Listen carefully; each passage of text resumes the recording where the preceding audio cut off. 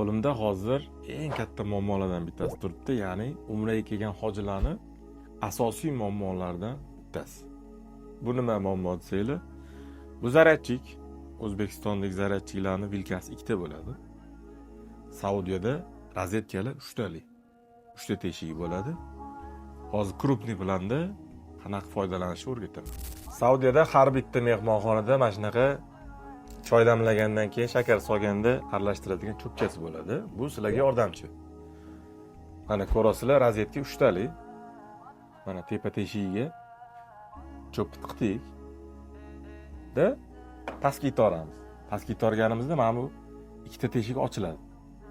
Cho'p yordamida bundoq pastga tushiramizda zaryadchikka bundoq kirgizib qo'yamiz.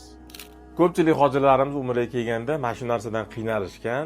Agar videomiz foydali bo'lgan bo'lsa, yaqinda umraga kelishni niyat qilgan do'stingizga jo'natib qo'ying va bizga obuna bo'lishni unutmang.